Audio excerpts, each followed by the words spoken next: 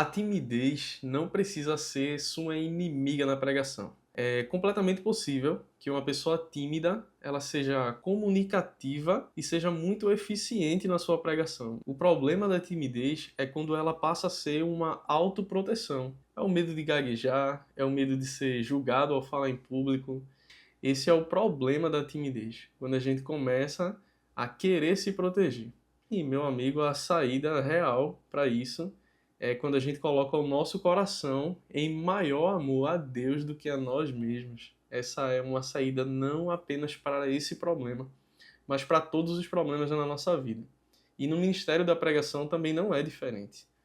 A timidez, ela não precisa ser uma inimiga. Nós podemos, mesmo sendo tímidos, começar a moldar a nossa mente para que a gente coloque o nosso coração e a nossa perseverança nesse trabalho de construir uma mente, um repertório e de construir esse caminho que vai nos levar a ser um pregador, uma pregadora eficiente. E é sobre isso que eu quero falar com você aqui. Se você clicou nesse vídeo, provavelmente você é uma pessoa que, mesmo tímida, sente no seu coração o chamado de Deus, esse comissionamento a fazer o seu evangelho conhecido.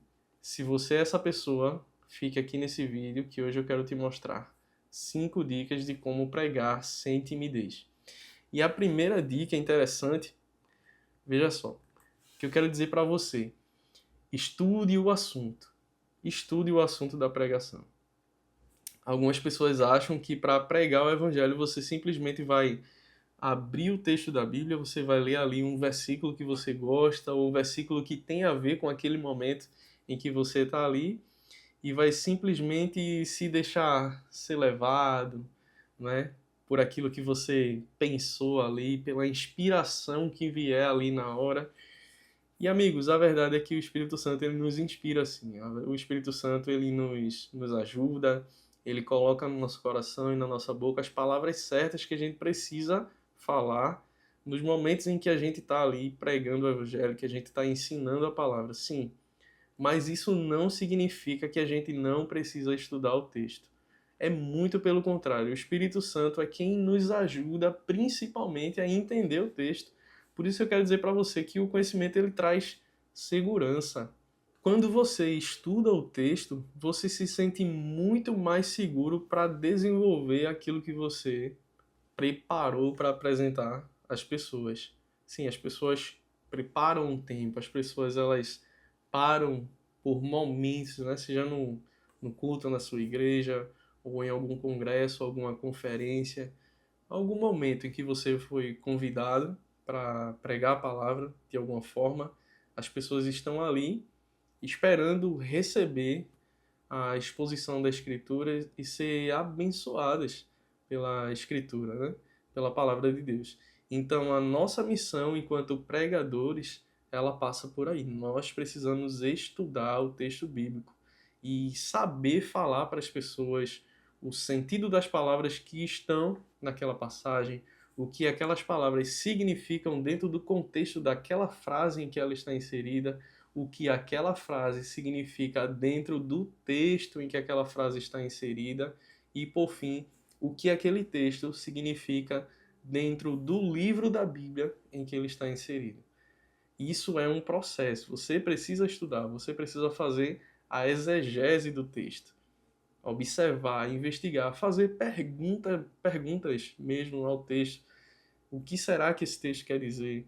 O que será que esse personagem da Bíblia estava querendo explicar ou falar para as pessoas nesse momento? É sobre isso que você precisa pensar.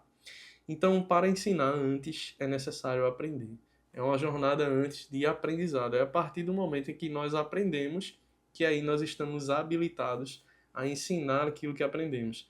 Então, quanto mais você entende o que está ensinando, mais natural será a sua comunicação. Entenda isso. Primeiro ponto, estude o assunto. Segundo ponto, dispense os julgamentos. Sim, muitas vezes, mesmo você estudando o texto, mesmo você se inteirando mesmo daquilo que está ali escrito, você ainda se preocupa sobre o que as outras pessoas vão pensar daquilo que você está ensinando.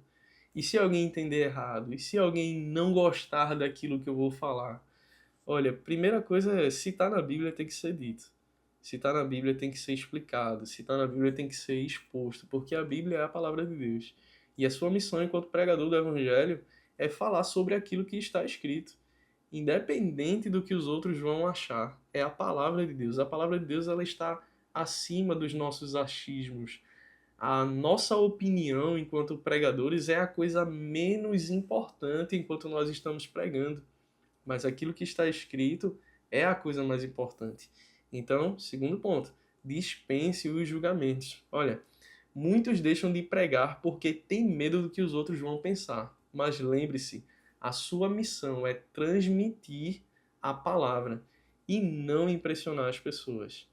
Esqueça impressionar as pessoas. Eu sei que você abre de repente suas redes sociais ou aqui mesmo no YouTube e tem muita gente falando sobre como você pode, com as suas palavras, impressionar as pessoas. Mas a missão de pregar o Evangelho não é sobre isso. A missão de pregar o Evangelho é sobre falar aquilo que Deus preparou na sua palavra para que seja dito. Então, se alguém criticar a sua pregação, use isso como um aprendizado, mas nunca como um obstáculo para continuar, né? O importante é que você esteja obedecendo ao chamado de Deus e crescendo nessa jornada de pregar o Evangelho, porque é um caminho a ser trilhado. Então, terceiro ponto para você começar a pregar sem timidez é observe grandes pregadores. Olha, eu já tentei imitar alguns pregadores. Já tentei imitar o jeito de falar, a forma de entonação. Eu já tentei imitar até o roteiro da pregação, né? Que é o esboço. Eu já tentei imitar. Mas um dia eu percebi que o que Deus queria de mim era que fosse eu pregando, não eu imitando alguém pregar. E existe uma diferença muito grande nisso. Deus quer você pregando, não você imitando alguém pregar. Essa é a questão. Então, observe grandes pregadores. E é uma linha muito tênue entre observar grandes pregadores para aprender e observar grandes pregadores para imitá-los a pregar. Então, aprenda com quem tem experiência. Assista sermões, né, no YouTube, ou em outras plataformas que você tiver acesso e analise coisas como a postura, a dicção também é muito importante e a forma com que esses pregadores eles transmitem a sua mensagem. Né? Veja como eles estruturam as falas, como eles colocam no meio da sua pregação algumas ilustrações. Isso é algo que pode ajudar bastante, né? Então, comece a adaptar o seu estilo sem tentar imitar alguém. Como é isso? É eu observar e analisar. Será que a minha dicção é realmente boa? O que é que eu preciso fazer para que as minhas palavras sejam mais fáceis de serem entendidas? Para que eu comece a falar as palavras de uma forma mais explicada, né? Outra coisa a ser observada é, será que a minha didática ela é boa também? Porque eu posso estudar bastante o texto, eu posso ter muito conhecimento, ter coragem para pegar um microfone ou sentar numa mesa com algumas pessoas e pregar a palavra, eu posso ter tudo isso, mas não conseguir construir um raciocínio. E as pessoas ouvem, acham muito bonito, mas não conseguem guardar de fato um ensinamento daquilo que você está falando. Então isso é outra coisa também a ser observado. Olha, cada pregador tem uma maneira única de comunicar a palavra. E o mais importante é que você seja sincero e verdadeiro no seu falar. Né? Observe grandes pregadores para aprender. Pregadores que sejam bíblicos de fato. Que pregam aquilo que realmente está na Bíblia. Não aquilo que acham, né? Não aquilo que pensam. Mais uma vez, a nossa opinião é a coisa menos importante, tá? Outra coisa que você precisa entender e observar é pregar mesmo se estiver nervoso. Sim, olha, vários pregadores muito renomados sempre falam que mesmo há anos pregando o evangelho, quando sobem no púlpito para falar, ou quando estão numa oportunidade de falar para um grupo de pessoas, sentem sim um nervosismo. Por quê? Porque a palavra de Deus é algo que é maior do que nós mesmos. Então, é uma responsabilidade muito grande a gente falar sobre verdades que são eternas.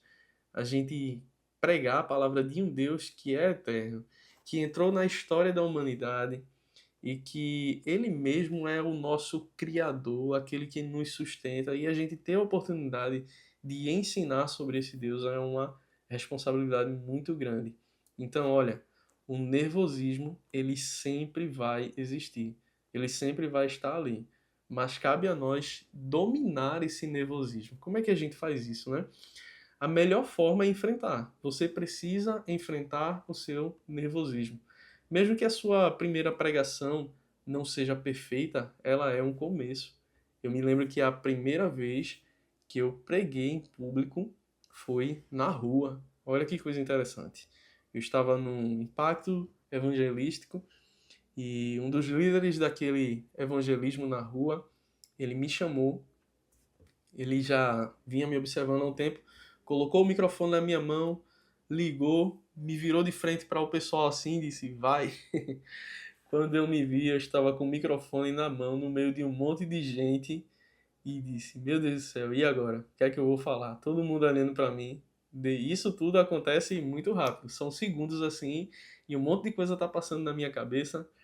E aí eu me lembrei de algumas reflexões que eu já tinha escrito, que já tinha compartilhado, né, com o grupo que estava ali, e eu comecei a falar sobre aquilo que eu estava aprendendo, né, nos momentos de devocional em grupo, nos momentos de reflexão, e aquela foi a primeira vez que eu preguei o evangelho publicamente, assim.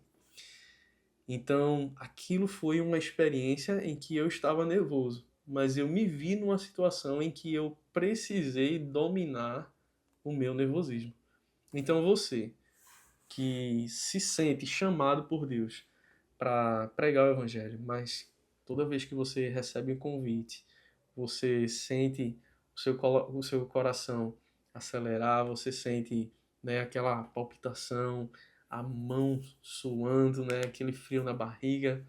Olha, isso tudo é muito normal, mas você precisa subir esse degrau, você precisa dominar o seu nervosismo e passar, de fato, né, a praticar mesmo com esse nervosismo. O que é que você pode fazer?